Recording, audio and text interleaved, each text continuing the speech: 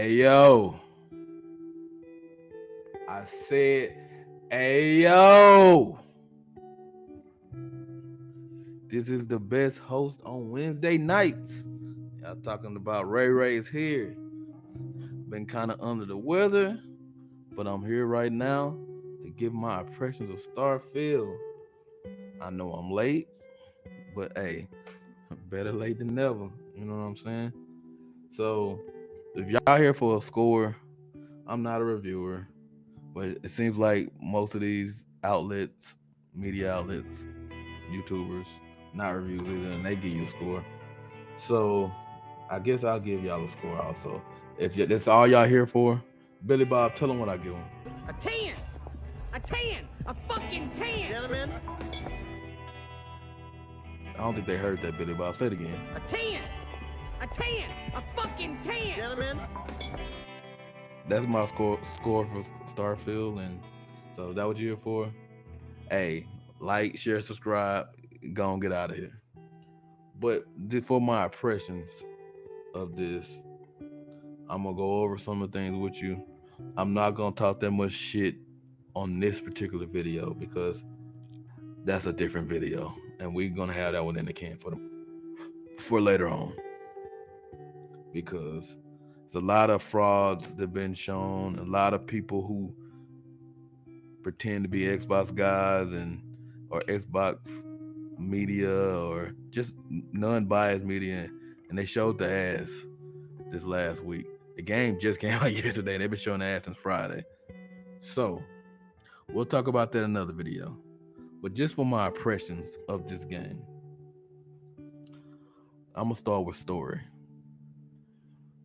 I played every Bethesda game since Morrowind, I think. Have I beat them all? No. I enjoyed all of them though, because I do enjoy open world story, going through finding stuff, magic, and Starfield kind of delivers on everything. You can tell it does have the Bethesda Todd Howard DNA. It does fulfill like what we've been missing. We haven't had a Todd Howard game in just Fallout 4. So we've been missing that type of spirit in gaming for a little bit. And as Dirt says, it does hit different since it's the first party. And so will COD when it hits. So it hits a little bit different. I think the quest and the structure menu is great because you can kind of do stuff when you want to. For instance, I got arrested. Go figure. Black guy get arrested. I didn't even do nothing this time, but they just pulled a gun on me, kidnapped me, and arrested me, put me in prison, and said I gotta go undercover. I really didn't want to do that mission because I wanted to shoot him in his face, but they didn't give me the option yet. So I said I was gonna do whatever you want me to do, go undercover. I'm trying not to tell a story, and so I just actually went back to being a bounty hunter. I'm right now. I'm going around. When people talk shit to me on radio comms and stuff like that, I blow up their shit. No questions asked. You can have your family on there, anything. I am the space murderer on here, but that's here or there. I like the characters, the NPCs, and one of the greatest thing, not greatest thing, but one of the things I found that was great was the depth of it. Like the parents. I went to my parents' house. My dad was balding. My mom was like the sweetest Susie Homebaker and everything. And I was like, oh man, I didn't think about this. Just that type of depth in with the Constellation and the Free Star Collective and the Vanguards and the Crimson Fleet and all the other things out there that you can go see, the twists and turns of the story, and uh, it's so many factions and animals and I would say the tunnels, but dungeons and things you can go into, uh, and the secrets that you are unlocking with this story, and I just find it really great. It's refreshing, and I do enjoy. Yeah, I do enjoy a good story and something to do. Um, I've been playing it. I think I'm at 25 hours, so I really haven't done anything. Yeah, I said that 25 hours. I haven't done anything. Unlike these reviewers that say I did reviewed the whole game in 5 hours, ain't that some shit? But 25 hours or so in the game, and I feel like I'm just scratching the surface, and I'm enjoying myself, and and the story is grabbing me. I kind of want to know what's gonna happen next. Um, Next will be the graphics. The graphics are great for especially for a Bethesda game, an open world game. Just space in general, how stuff moves and animations of it, and if you're flying, you're like, man, it's taking a while to go here, but that's how the space. It's gonna take a while.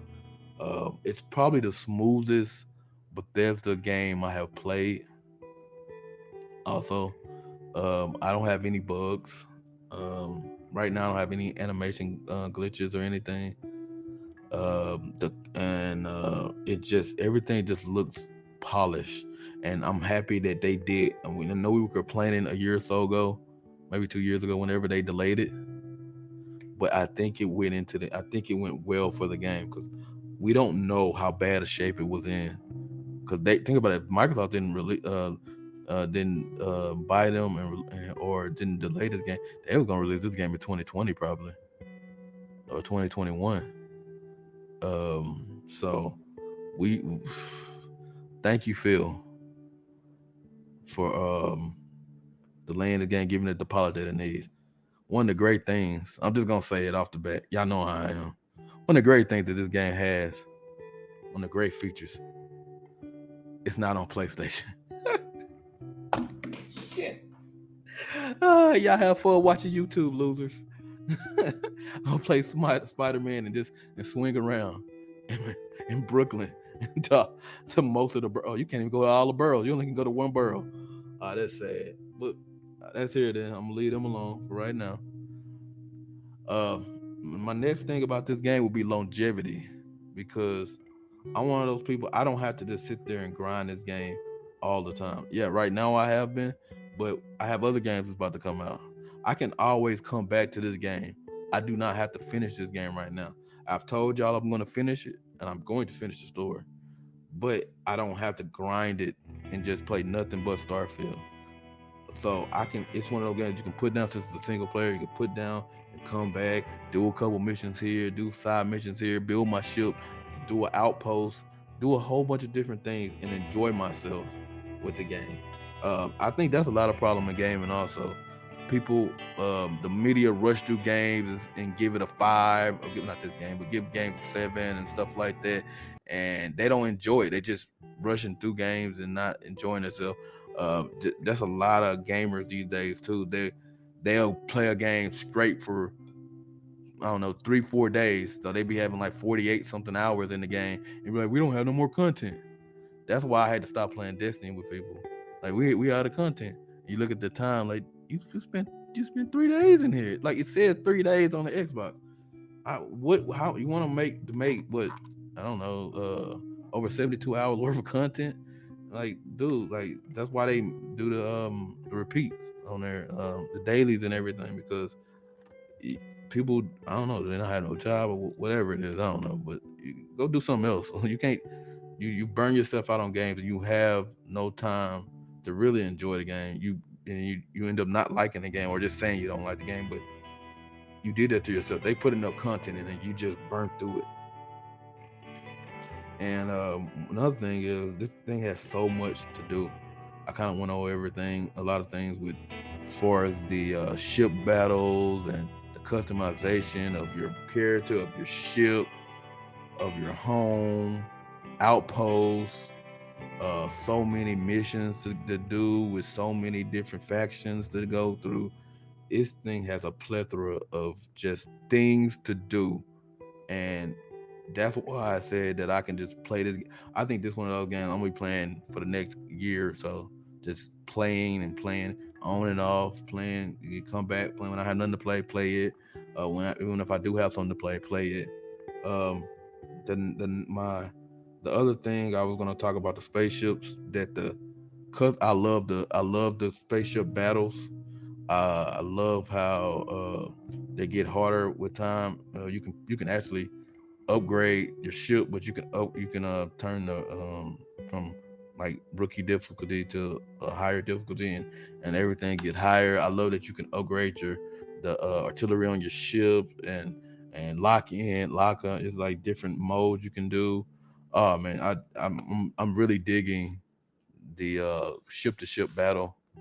Um, I think I don't know if I played again because I didn't play Everspace and stuff like that, and I'm really digging that.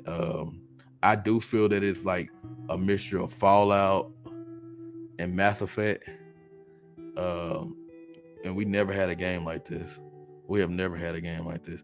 I have some friends that they started yesterday, and they some of them will call it Fallout in Space. But then I asked one of them like, I never played Fallout or Skyrim. I'm like, how you gonna call it Fallout in Space? You never played it, but that's here or there.